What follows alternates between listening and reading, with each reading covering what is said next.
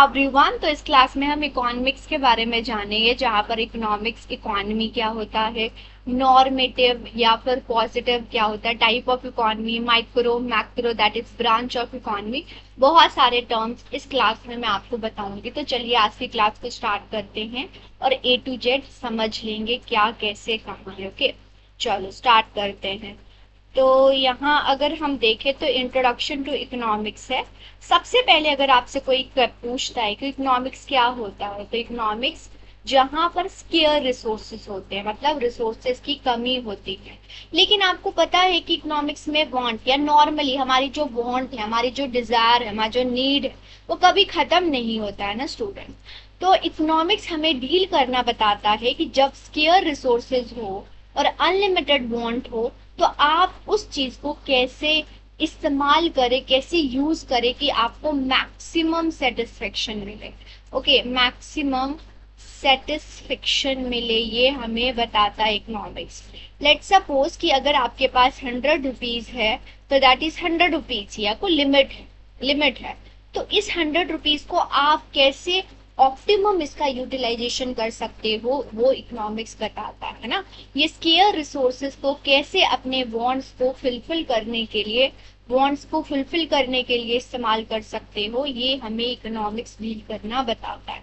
Right, ये तो economics जो है वो सोशल साइंस है, जहां पर हम स्टडी करते हैं। और एक बहुत इंपॉर्टेंट, इकोनॉमिक में हम स्टडी करते हैं। ओके, यहाँ पर हम स्टडी करते हैं अबाउट जो भी हमारे इकोनॉमिक फैक्टर होते हैं, इकोनॉमिक्स चीजें होती हैं, वेरिएबल्स होते हैं, सब चीज की स्टडी करते हैं। जैसे इंडिविजुअल की, हाउस होल्ड की, ओके, बिजनेसमैन की, गवर्नमेंट की, इन सभी की स्टडी करते हैं। ये एनालिटिकल प्रोसेस होता है। ओके, एनालिटिकल प्रोसेस होता है कि कैसे स्केयर रिसोर्सेज को आप ऐसे इस्तेमाल करें कि आप अपने अनलिमिटेड वांट्स को फुलफिल कर पाए। ओके, फुलफिल कर पाए और मैक्सिमम आपको सेटिस्फेक्शन मिले, मैक्सिमम आप सेटिस्फाइड। राइट, ये एग्जामिन करता है production, distribution and consumption what goods and services. Goods क्या होते हैं, जो कि विजिबल होता है, टेंजिबल होता है। सर्विसेज जो कि इनविजिबल होता है और इंटेंजिबल होता है। प्रोडक्शन, डिस्ट्रीब्यूशन एंड कंजम्पशन कैसे करें, ये इकोनॉमिक्स डील करना बताता है। अगर हम देखें तो इकोनॉमिक्स, फादर ऑफ इकोनॉमिक्स कौन है, एडम स्मिथ है, जिन्होंने 1776 में बुक लिखी थी। बुक का नाम क्या है, economic is the study of nature and causes wealth of the nation. Okay, ये और यहीं पर इनको फादर ऑफ, क्योंकि इन्होंने सबसे पहले इकोनॉमिक्स का यूज, ये इस्तेमाल इनके द्वारा ही किया गया था, इसीलिए हम इनको फादर ऑफ इकोनॉमिक्स बोल देते हैं स्टूडेंट। ओके, यहीं पर ये कौन से क्लास से बिलोंग करते थे, तो क्लासिकल इकोनॉमिस्ट। क्लासिकल, बहुत सारे ग्रुप ऑफ इकोनॉमिक्स को क्लासिकल इकोनॉमिस्ट बोला जाता है। ओके, उसी में से जो बिल्कुल मेन जो बंदा था ना स्टूडेंट, वो कौन था, एडम स्मिथ। और ये एडम स्मिथ जो है वो क्लासिकल इकोनॉमिस्ट के ग्रुप से बिलोंग करते थे, इनको क्लासिकल इकोनॉमिस्ट बोला जाता है। जब ग्रेट डिप्रेशन हुआ तो क्लासिकल इकोनॉमिक्स की थ्योरी फेल हो गई और केन्जियन इकोनॉमिक्स की स्टार्ट हो गई। अब देखिए, हमने इकोनॉमिक्स पढ़ लिया। ओके, इकोनॉमिक्स हमारा हो गया, जहां पर हम स्टडी करते हैं, क्या करते हैं, स्टडी करते हैं कंजम्पशन, प्रोडक्शन एंड डिस्ट्रीब्यूशन का। तो जब इसको अप्लाई करना, ओके, जब इसको अप्लाई करना हो तो हम इकोनॉमी का इस्तेमाल करते हैं, इकोनॉमी का। ओके, अप्लाई करना, तो जैसे आपको पढ़ लिया है, अब एक रीजन, एक कंट्री, एक देश में आपको अप्लाई करना है, उसको हम इकोनॉमी बोलेंगे। The system of production, distribution and consumption, जब हम गुड्स एंड सर्विसेज जो भी हमने पढ़ा है, वो एक जोग्राफिकल रीजन, वो कंट्री भी हो सकता है, वो आपका स्टेट भी हो सकता है, पूरे वर्ल्ड, ग्लोबल हो सकता है, इनफैक्ट आपकी फैमिली भी हो सकती है स्टूडेंट। ओके, फैमिली भी हो सकती है। तो सारे कंसेप्ट को जब हम अप्लाई करते हैं कोई एक प्रैक्टिकल जोग्राफिकल एरिया में, उसको हम इकोनॉमी बोलेंगे। अब इसकी हम कंपैरेटिव स्टडी कर लेते हैं तो और भी बेहतर आपको समझ आ जाएगा। जैसे कि इकोनॉमिक्स क्या होता है स्टूडेंट, जहां पर हम स्टडी करते हैं कि कैसे एलोकेशन करना है रिसोर्सेस। ओके, ये कहना है, और अपने अनलिमिटेड वांट्स को कैसे सेटिस्फाई करना है।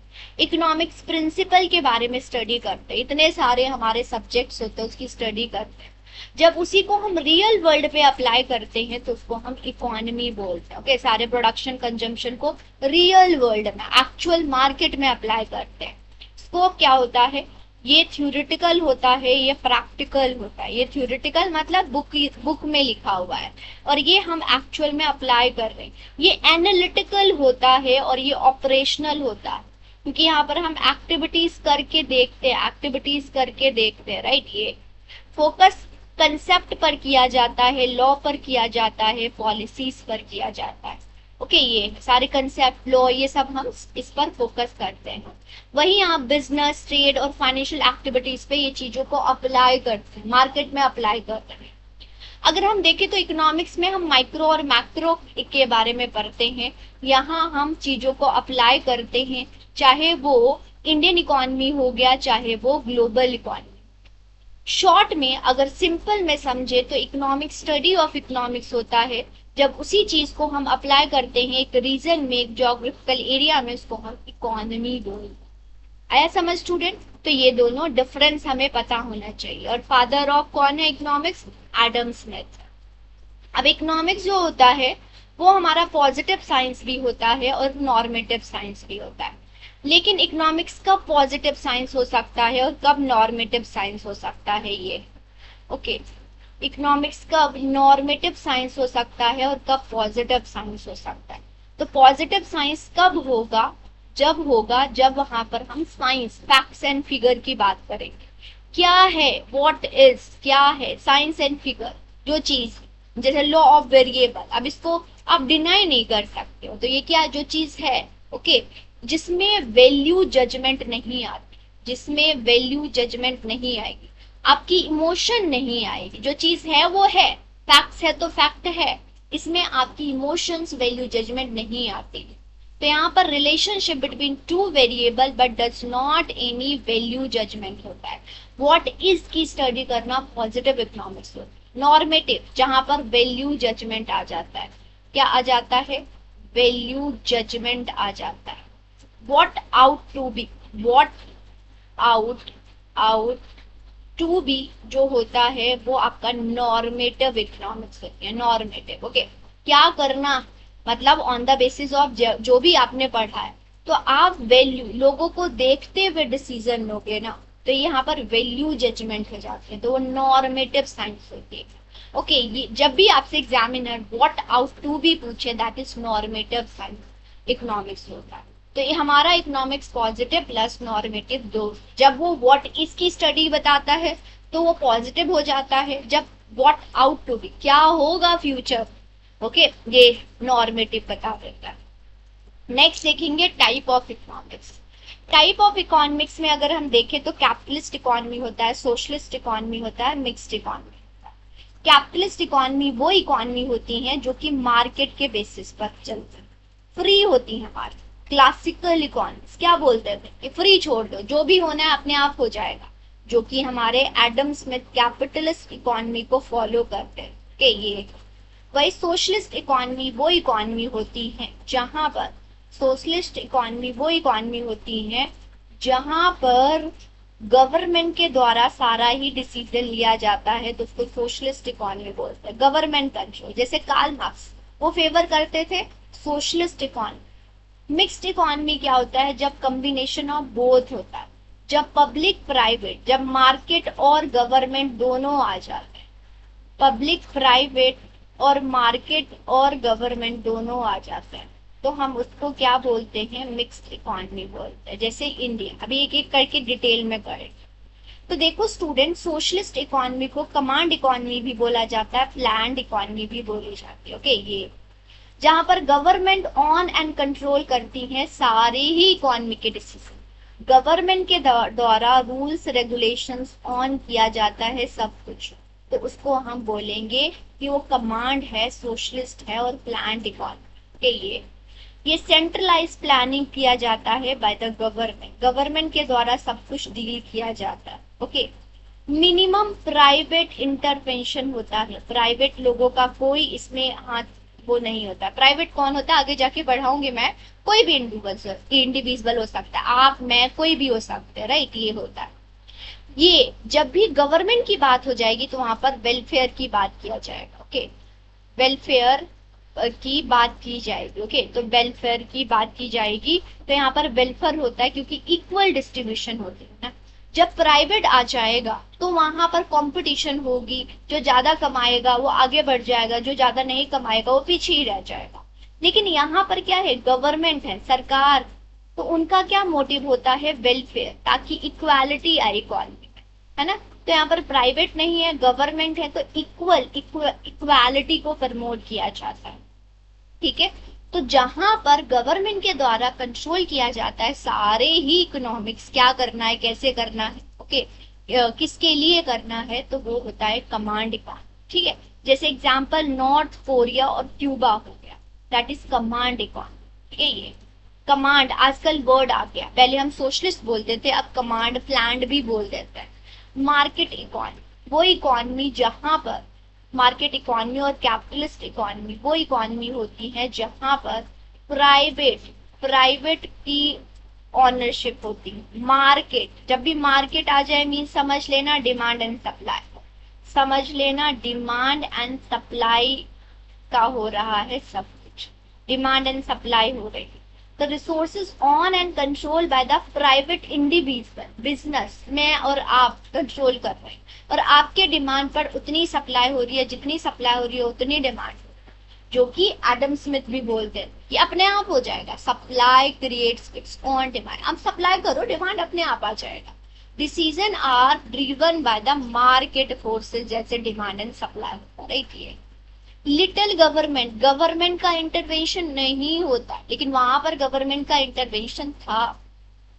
Price determined by market forces, demand and supply के बेसिस पर होता, राइट। ये प्रॉफिट मैक्सिमाइजेशन, क्योंकि प्राइवेट है ना, प्राइवेट तो अपना प्रॉफिट देखेगा, अपना फायदा देखेगा, अपना लाभ देखेगा, कोई क्या कर रहा है उसको कोई भी मतलब नहीं, ओके। ये फॉर एग्जाम्पल की बात करें तो यूनाइटेड स्टेट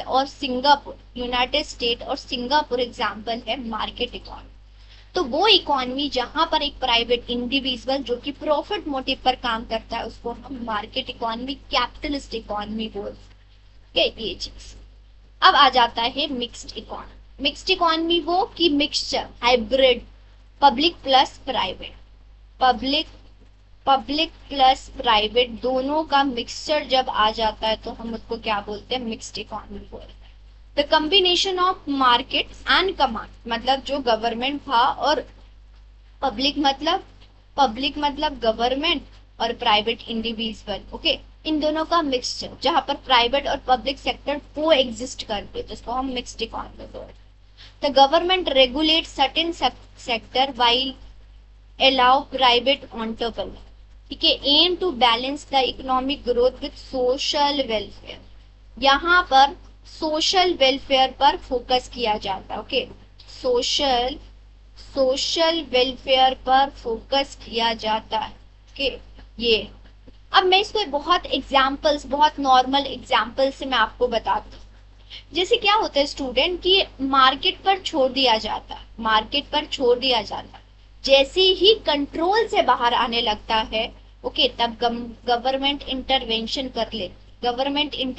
करती है, तो इसी को हम मिक्स्ड इकोनॉमी बोलते हैं, ओके, उसी को मिक्स्ड इकोनॉमी। तो प्राइवेट का भी इन्फ्लुएंस होता है प्लस पब्लिक का भी इन्फ्लुएंस होता है, और इसको हम बैलेंस इकोनॉमी क्या बोलते हैं, बैलेंस इकोनॉमी लेके चल, ओके। ये चीज इंडिया, फ्रांस और कनाडा क्या है, मिक्स्ड इकोनॉमी, समझ आया स्टूडेंट। तो यहाँ पर ये हमने देखा, चलो फिर से मैं आपको बता देती हूँ क्या ये कैपिटलिस्ट इकोनॉमी, वो इकोनॉमी जो कि मार्केट पर होता है, और जब भी मार्केट की बात करेंगे तो डिमांड एंड सप्लाई पर फोकस किया जाएगा, क्या किया जाएगा, डिमांड एंड सप्लाई पर फोकस किया जाएगा। सोशलिस्ट इकोनॉमी वो इकोनॉमी होता है जहां पर गवर्नमेंट सब कुछ देखती है, क्या करना है, कैसे करना है, सब कुछ, ओके। ये सोशलिस्ट इकोनॉमी, या जैसे नॉर्थ कोरिया हो गया। Mixed economy both public and private दोनों वर्क करती है, पब्लिक एंड प्राइवेट है ना, जैसे ही मार्केट पर छोड़ दिया, जैसे कंट्रोल से बाहर चला जाएगा, गवर्नमेंट इंटरवेंशन करेंगे तो उसको हम मिक्स्ड इकोनॉमी, जैसे कि हमारा भारत। ओके, ये चीज क्लियर हुआ। तो ये टाइप ऑफ इकोनॉमी का गया।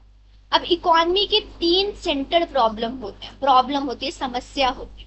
और जब हमने सोशलिस्ट, कैपिटलिस्ट और मिक्स्ड इकोनॉमी पढ़ा ना स्टूडेंट, ये जब डिसीजन लेते हैं तो यही तीन चीजों का प्रॉब्लम देखते हैं कि क्या प्रोड्यूस करे, कैसे प्रोड्यूस करे और किसके लिए प्रोड्यूस करे। ओके, ये क्या प्रोड्यूस करे, कैसे प्रोड्यूस करे और किसके लिए, जैसे कि क्या प्रोड्यूस करना,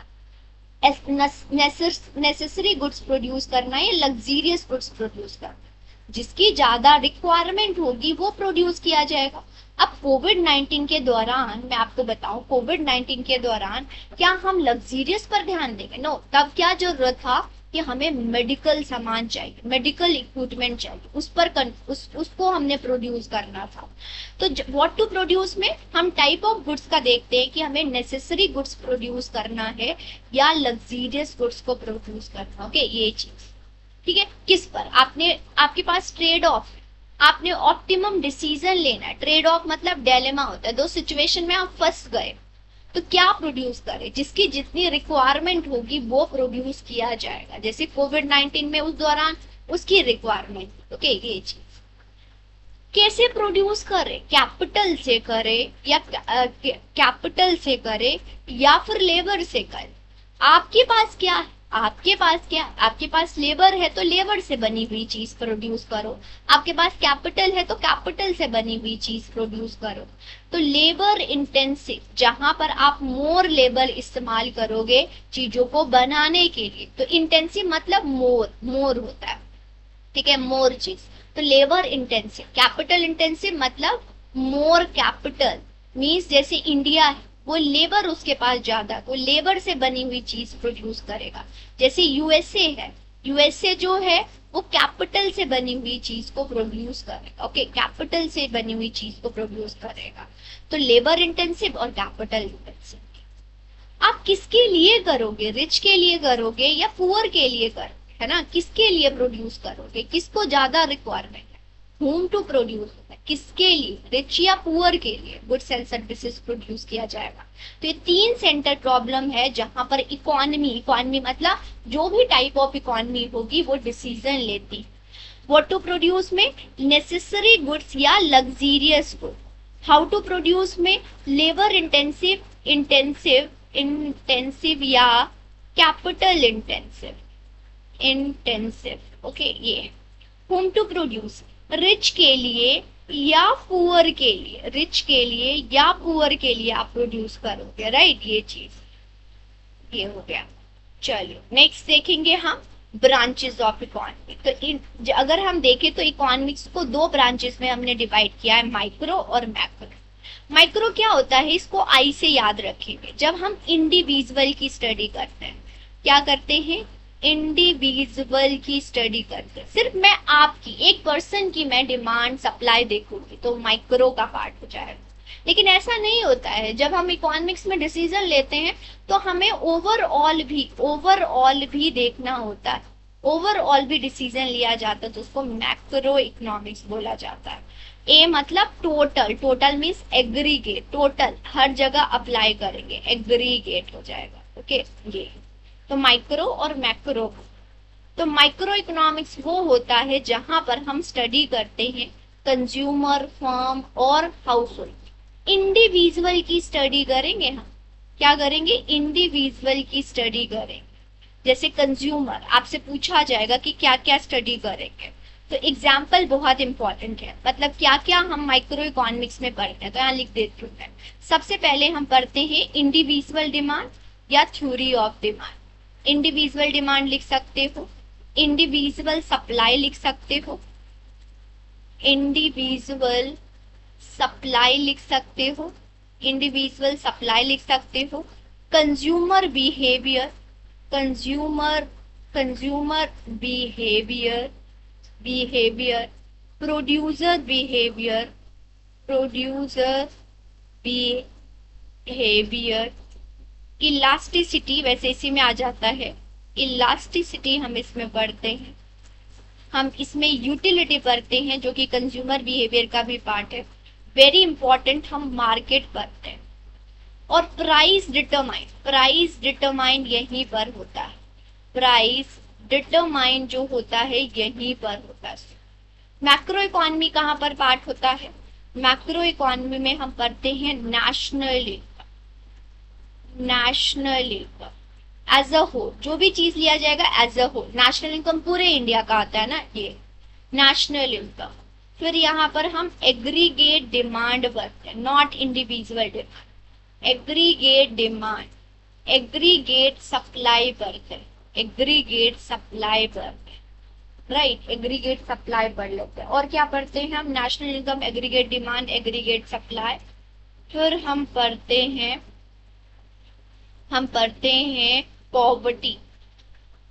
poverty, unemployment, okay, inflation, very important, fiscal policy, monetary policy and fiscal policy, इस सभी का है मैक्रो इकोनॉमी का पार्ट, राइट, ये चीज समझ आया। तो यहाँ पर यही लिखा हुआ है, माइक्रो इकोनॉमी में consumer behaviour, demand, supply, price determined, आपसे पूछा जाएगा, माइक्रो इकोनॉमी में करते हैं। प्रोडक्शन एंड कॉस्ट के बारे में पढ़ते हैं। कंज्यूमर इक्विलिब्रियम है ना, सारे कंज्यूमर इक्विलिब्रियम हम माइक्रो इकोनॉमी पढ़ते हैं। तो आपसे पूछा जाएगा कि माइक्रो इकोनॉमी किस ब्रांच का पार्ट है, तो micro economy, sorry, consumer behaviour किस ब्रांच का पार्ट है, तो माइक्रो इकोनॉमी आंसर हो जाएगा। Demand and supply, market structure, ये माइक्रो इकोनॉमी का पार्ट। मैक्रो इकोनॉमी जब हम एज अ होल स्टडी करते हैं, ओके, कोई भी डिसीजन लिया जाता है वो पूरी जगह पर एज अ होल होगा तो उसको मैक्रो इकोनॉमी बोलेंगे। जैसे national income, inflation, unemployment, monetary, fiscal policy, ये होता है। जीडीपी, ये सब हम पढ़ते हैं आगे जाके, सारे चैप्टर्स को इंडिविजुअल लेवल पर पढ़ते हैं ना, यही है। Inflation, unemployment, national income, GDP, ये सारी चीजें होती है, तो मैक्रो इकोनॉमी का पार्ट, राइट। अब हम चलेंगे की difference between micro and macro. तो माइक्रो इकोनॉमी में इंडिविजुअल की स्टडी होती है, मैक्रो में हम एज अ होल की स्टडी करते हैं, ठीक है। माइक्रो में समझ आया, इंडिविजुअल और एज अ, वही माइक्रो में हम कंज्यूमर, फर्म, मार्केट की स्टडी करते हैं। मैक्रो में हम नेशनल इनकम, इन्फ्लेशन और अनएम्प्लॉयमेंट या एम्प्लॉयमेंट की स्टडी करते हैं। माइक्रो में हम यूज करते हैं डिमांड एंड सप्लाई, और मैक्रो में हम यूज करते हैं aggregate demand and supply, okay, वही चीज। माइक्रो यूजफुल होता है प्राइस डिटरमाइन करने के लिए, बिजनेस डिसीजन, मतलब एक इंडिविजुअल लेवल पर डिसीजन लेना है ना, तो आपका बेस्ट है कि आप माइक्रो पर जाओ। लेकिन आपको एज अ होल स्टडी करनी है तो मैक्रो पर जाओ, ठीक है। ये क्लियर हुआ स्टूडेंट? तो यहाँ पर माइक्रो और मैक्रो का हमने देख लिया, सिर्फ आपको एग्जाम्पल्स याद रखने चाहिए, एग्जाम्पल्स याद करोगे आपका हो जाएगा। नेक्स्ट अब हम देखेंगे अपॉर्चुनिटी कॉस्ट क्या होता क्या है स्टूडेंट, कि हमें ना डेलेमा होता है, जब भी हम नॉर्मल रहते हैं तो हमारे में डेलेमा होता है। अब डेलेमा होता है मतलब ट्रेड ऑफ होता है। क्या होता है? ट्रेड ऑफ होता है दो चीजों में, मीन्स डेलेमा दो चीजों में दुविधा होती है। एक आपको है कि आपको पढ़ना चाहिए, दैट इज स्टडी करनी चाहिए, और एक दुविधा है कि आपको मूवी देखनी चाहिए ना, मूवी देखनी चाहिए। तो आप अगर स्टडी चूज करते हो और मूवी को फॉरगो कर लेते हो तो अपॉर्चुनिटी कॉस्ट कौन सा होगी? मूवी होगी। मतलब नेक्स्ट बेस्ट ऑल्टरनेटिव जो हमारा होता है, वो हमारा अपॉर्चुनिटी कॉस्ट होता है। समझ आया? तो अपॉर्चुनिटी कॉस्ट, नेक्स्ट बेस्ट, दो चीजों में जब एक चीज चूज करते हो और जिसको फॉरगो कर देते हो तो उसको अपॉर्चुनिटी कॉस्ट बोलते हैं। तो opportunity cost the potential benefit of forgo when choosing one option over the other. एक ऑप्शन को चूज करते हो और दूसरे को छोड़ देते हो तो वो अपॉर्चुनिटी कॉस्ट हो जाता है। It is a alternative cost, इसको alternative cost, next best alternative cost भी बोला जाता है। ये गोल्डफिड हेबर्लर के द्वारा दिया गया था। ओके, ये जहां पर इंडिविजुअल और बिजनेस को हेल्प करता है अपॉर्चुनिटी। आप जाके देखोगे इसके कर्व भी होते हैं अपॉर्चुनिटी कॉस्ट के। ओके, ये चीज है। ये हो गया। तो चूजिंग, आप स्टडी करते हो और मूवी देखना फॉरगो करते हो, तो मूवी देखना जिसको फॉरगो कर रहे हो वही क्या हो जाती है, अपॉर्चुनिटी कॉस्ट। फिर आपको क्या है, बुक्स पता होने चाहिए सारे। ओके, बुक्स जैसे कि थ्योरी ऑफ मॉरल सेंटीमेंट किसके द्वारा लिखा गया, तो एडम स्मिथ के द्वारा 1959 में एडम स्मिथ के द्वारा लिखा गया था। Inquiry into the nature and causes wealth of the nation, wealth of nation किसके द्वारा दिया गया है, 1776 में एडम स्मिथ के द्वारा दिया गया है।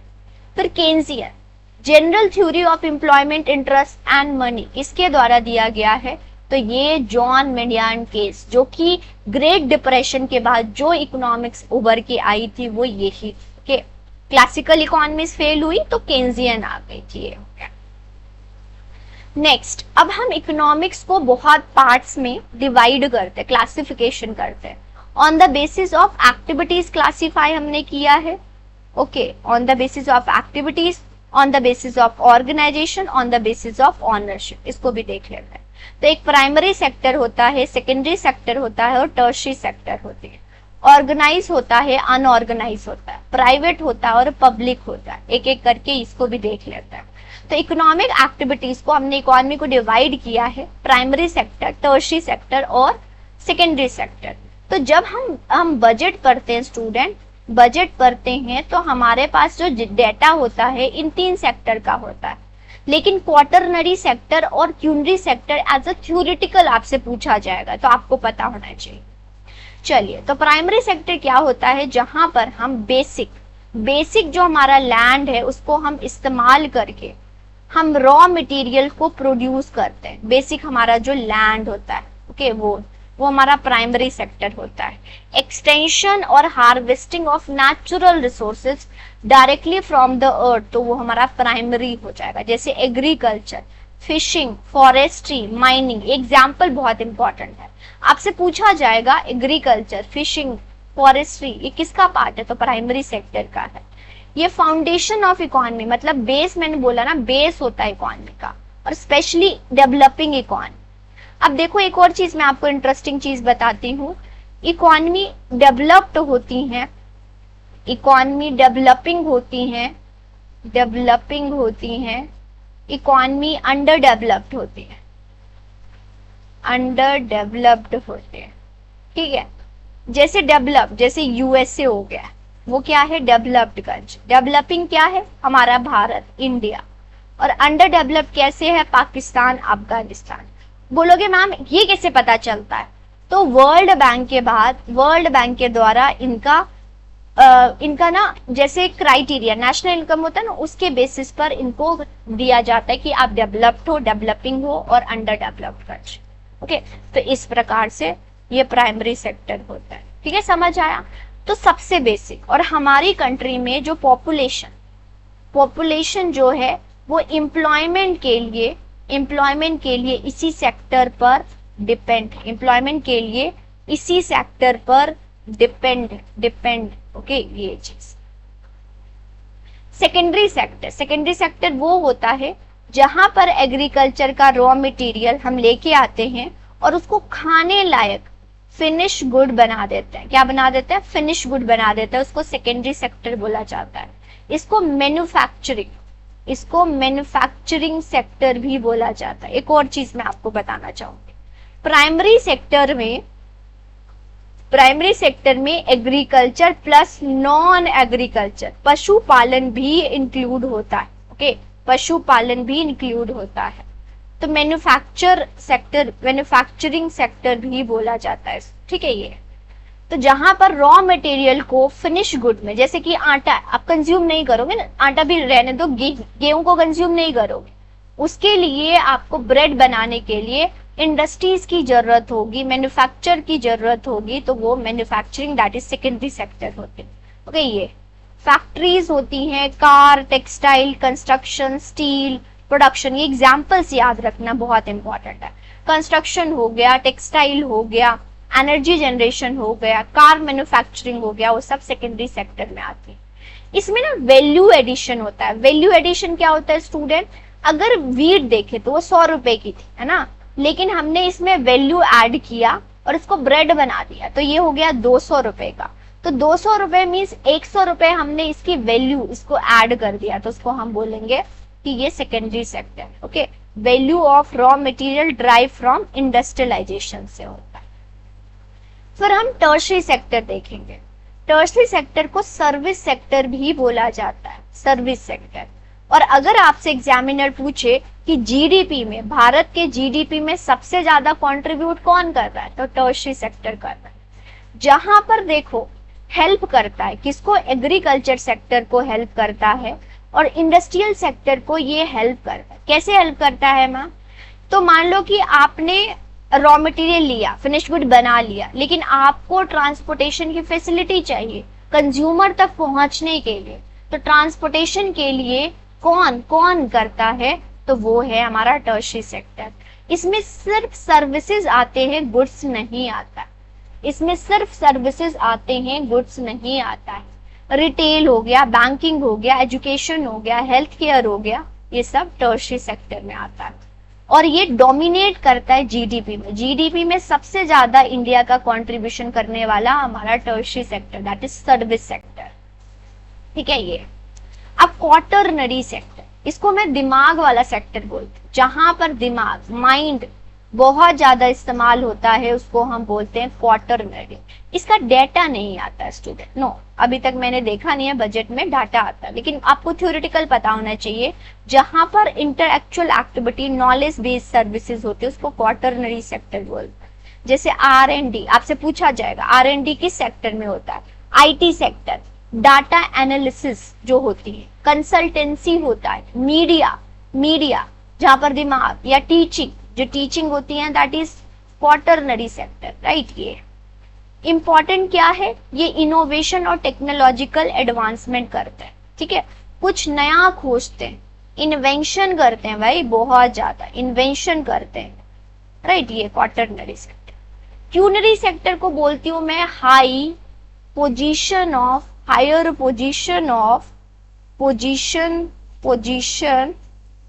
हायर पोजीशन, ठीक है, जहां पर एक हायर पोजीशन, जहां पर वो डिसीजन मेकिंग करते हैं, डिसीजन लेते हैं, डिसीजन मेकिंग करते हैं, तो उसको क्यूनरी सेक्टर बोला जाता है।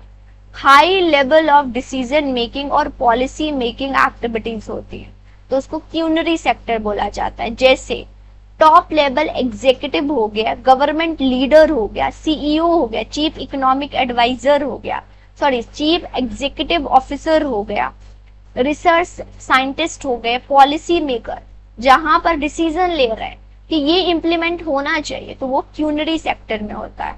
और ये प्लानिंग एंड प्रोग्राम करते हैं, प्लानिंग एंड प्रोग्राम, जैसे नीति आयोग हो गया हमारा, ठीक है, प्रोग्राम करते हैं, थिंक टैंक बॉडी। फिर आता है ऑर्गेनाइज सेक्टर, ऑर्गेनाइज सेक्टर है ना। हमने ये देखो, एक बार इसको देख लो, तो हमने primary sector, secondary sector, tertiary sector, quinary sector, quaternary sector कर लिया। ठीक है, अब हम on the basis of ownership divide करें, तो एक होता है ऑर्गेनाइज सेक्टर और एक होता है अनऑर्गेनाइज। आपसे पूछा जाएगा कि गवर्नमेंट जॉब है, वो ऑर्गेनाइज सेक्टर में आएगा या अनऑर्गेनाइज, वेंडर है, ऑर्गेनाइज सेक्टर में आएगा या अनऑर्गेनाइज। तो ऑर्गेनाइज सेक्टर वो होता है जहां पर सरकार के पास डेटा अवेलेबल होता है, रूल्स एंड रेगुलेशंस होते हैं, रूल्स एंड रेगुलेशंस होते हैं, ओके, राइट्स को प्रोटेक्ट किया जाता है, राइट को प्रोटेक्ट किया जाता है, उसको ऑर्गेनाइज सेक्टर बोलते हैं। जैसे मिनिमम वेज हो गया, वर्किंग आवर हो गया, एम्प्लॉइज बेनिफिट हो गया, तो उसको ऑर्गेनाइज सेक्टर बोलते हैं। ठीक है ये। और गवर्नमेंट के पास ये रजिस्टर होते हैं, कोई भी इनको प्रॉब्लम होगी तो गवर्नमेंट, सरकार के द्वारा उनको प्रोटेक्ट, राइट को प्रोटेक्ट किया जाएगा। Example, government job, banks, registered companies जैसे Tata, Infosys, Reliance, private schools, colleges, large factories, ये सब ऑर्गेनाइज सेक्टर में आता है। अनऑर्गेनाइज सेक्टर, जहां पर नो राइट प्रोटेक्टेड, राइट को प्रोटेक्ट नहीं किया जाता है, प्रोटेक्टेड, ठीक है, नहीं, कोई रूल्स एंड रेगुलेशंस नहीं होते हैं, no rules and regulation, no rules and regulation, regulation, ठीक है, तो उसको अनऑर्गेनाइज सेक्टर बोला जाता है, ठीक है। ये देखिए, low job security, irregular income, no employees benefit, benefit नहीं दिया जाता है, प्रोटेक्ट नहीं किया जाता है, गवर्नमेंट के द्वारा रजिस्टर नहीं है, डाटा अवेलेबल है, रजिस्टर मतलब डाटा अवेलेबल है, जैसे स्ट्रीट वेंडर, रिस्क पूलर हो गए, ओके, डेली वेज लेबर हो गया, डोमेस्टिक हेल्पर हो गया, स्मॉल शॉपकीपर्स हो गए, जैसे आपको नॉर्मल शॉप मिल जाएंगे इधर उधर जाते हुए, राइट, तो अनऑर्गेनाइज। तो ऑर्गेनाइज्ड, ऑर्गेनाइज समझ आ रहा है ना, सब कुछ ऑर्गेनाइज है, प्रॉपर है, ठीक है। अनऑर्गेनाइज बिल्कुल कुछ भी नहीं पता है, कोई रूल्स रेगुलेशन, कोई नॉर्म्स नहीं है, राइट प्रोटेक्ट नहीं किया जा रहा है, ठीक है। फिर आता है पब्लिक सेक्टर और प्राइवेट सेक्टर। तो पब्लिक सेक्टर, पब्लिक क्यों है, क्योंकि सरकार on the behalf of government, on the behalf of public work करती, पब्लिक वर्क करती, on the behalf of public work करती, इसलिए पब्लिक सेक्टर, ठीक है। तो याद रखना, गवर्नमेंट मीन्स वेलफेयर के लिए काम करे, वेलफेयर के लिए काम किया जाएगा, ठीक है। ये तो सब कुछ on, manage and control by the government होता है, ओके, तो उसको हम पब्लिक सेक्टर बोलते हैं। पब्लिक वेलफेयर के लिए काम किया जाता है, नॉट फॉर प्रॉफिट, प्रॉफिट के लिए काम नहीं किया जाता। जैसे हमारी पब्लिक सेक्टर अंडरटेकिंग्स हो गए, ठीक है, ये इंडियन रेलवे, वेल हो गया, LIC हो गया, SBI हो गया, ONGC कंपनी हो गई, है ना, गैस कंपनी हो गई, गवर्नमेंट स्कूल और हॉस्पिटल्स हो गए, वो पब्लिक सेक्टर में आते हैं। किस में आती है, पब्लिक सेक्टर, ठीक है, गवर्नमेंट के द्वारा कंट्रोल किया जाता है। प्राइवेट सेक्टर, प्राइवेट सेक्टर जो कि कोई इंडिविजुअल हो सकता है, मैं हो सकती हूँ, आप हो सकते, कोई भी हो सकता है, ठीक है, सरकार नहीं, ये सिर्फ प्रॉफिट मोटिव के लिए काम करती है, सिर्फ प्रॉफिट, मुझे अपना फायदा चाहिए, कि ये फायदा चाहिए, तो on and control run by the private companies, तो उसको हम बोलेंगे प्राइवेट सेक्टर। जैसे रिलायंस, टाटा ग्रुप, इन्फोसिस, ICICI, ये सारे जो सरकारी कंपनीज नहीं, के ये प्राइवेट, ये प्रॉफिट पर काम करते हैं, याद रखिएगा, प्रॉफिट मोटिव, इनको लाभ कमाना होता है, प्रॉफिट मोटिव के लिए काम करते हैं, ठीक है। ये एक बार इसको देख लो, तो public, government, private, private individual companies हो सकता है जो कि प्रॉफिट मोटिव पर काम कर, पब्लिक वेलफेयर के लिए काम करके, ये चीज क्लियर हुआ स्टूडेंट। चलो एक बार हम इसको यहाँ पर देख लेते हैं, पर और ज्यादा क्लियर हो जाएगा। यहाँ देखो क्लासिफिकेशन, तो यहाँ देखा हमने, तो प्राइवेट सेक्टर जहां पर एग्रीकल्चर प्लस नॉन एग्रीकल्चर, यहाँ पर मैन्युफैक्चर, यहाँ पर सर्विस, सर्विस ऑर्गेनाइज, जहां पर रूल्स रेगुलेशंस होते हैं, राइट को प्रोटेक्ट किया जाता है, नो रूल्स रेगुलेशन, ठीक है। ये प्राइवेट सेक्टर जहां पर कोई इंडिविजुअल जो कि प्रॉफिट मोटिव के लिए काम करेगी, ठीक है, प्रॉफिट मोटिव के लिए काम करेगी। यहाँ पर पब्लिक जो कि गवर्नमेंट होती,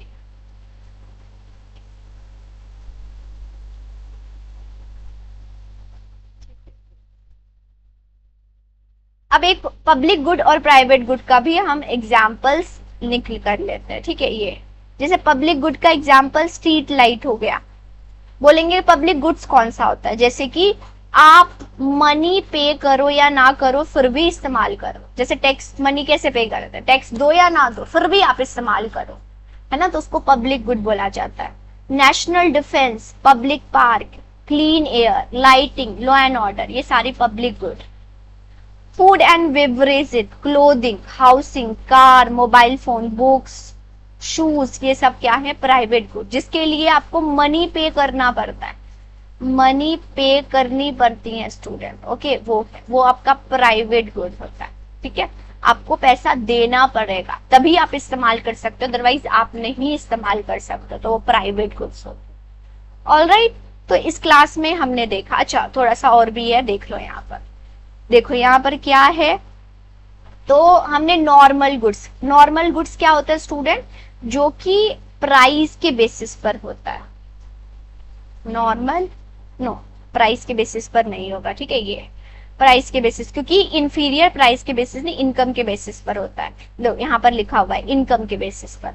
तो नॉर्मल गुड्स जिसको आप, मतलब कि ये होता है कि ऐसा नहीं है कि आप बिल्कुल ही खाओगे नहीं तो आपकी डेथ हो जाएगी, ऐसा नहीं है। जैसे सॉल्ट आप बहुत दिन ना खाओ तो आपका क्या हो जाएगी, सॉल्ट की डेफिशिएंसी हो जाएगी, कमी हो जाएगी। ओके, ये है। लेकिन ये है कि जैसे कार हो गया, रेफ्रिजरेटर हो गया, कार नहीं होगा तो हम ये नहीं कि हमारी डेथ ही हो जाएगी, तो उसको नॉर्मल गुड्स होता है, ठीक है। तो ये इसकी डिमांड इंक्रीज होती है इनकम के साथ, इसकी डिमांड इंक्रीज होती है इनकम के साथ। इंफीरियर गुड्स वो गुड्स होता है जहां पर इसकी डिमांड डिक्रीज होती है इनकम के साथ। इनकम इंक्रीज होगा तो डिमांड डिक्रीज होगा, ठीक है। ये तो demand decrease as income rise, तो उसको इंफीरियर गुड्स बोलते हैं। एग्जाम्पल बाजरा, कोर्स, ये सारे, ठीक है। ये नेसेसरी गुड्स क्या होता है, जो कि नहीं खाओगे तो आपकी डेथ हो जाएगी, हमारी डेथ हो जाएगी, राइट। ये जैसे सॉल्ट होता है, ठीक है। तो जितना भी आपका इनकम हो, या फिर इनकम, एक तो इसका इनकम बढ़ने से इस पर कोई इफेक्ट नहीं होता, ये याद रखिएगा। जितनी मर्जी इसको प्राइस पे करना होगा, आप इसकी डिमांड करो, क्योंकि ये बेसिक है। जैसे air, that is necessary goods है ना, इसके लिए कुछ भी पे करने को राजी हो जाओगे। लेकिन अगर इनकम इंक्रीज हो जाएगा तो इसकी कंजम्पशन इंक्रीज नहीं कर दोगे, ये चीज होती है। यहाँ पर ये बहुत सारी थ्योरीज लगती हैं जो कि आगे हम जाके पढ़ते हैं, ठीक है। लेकिन थोड़ा सा एग्जाम्पल्स आपको याद रखना है। Salt, air is a necessary goods. Luxurious goods, जो कि आप अपने कंफर्ट, अपनी स्टैंडर्ड ऑफ लिविंग को हाई करने के लिए ये करते हो, स्टैंडर्ड ऑफ लिविंग, ठीक है। ऐसा जरूरी नहीं है, बट हाँ आपको टोर दिखाना है ना, अपने आप को शो ऑफ कर रहा है तो आप लग्जरियस गुड्स करते हो, तो ये हो जाएगा कंफर्ट, ठीक है। तो यहाँ पर हमने फर्स्ट ये देख लिया क्या है, कैसे है। होप आप सभी को अच्छे से समझ आ गया होगा। चलिए, तो हम नेक्स्ट क्लास में मिलेंगे। Thank you.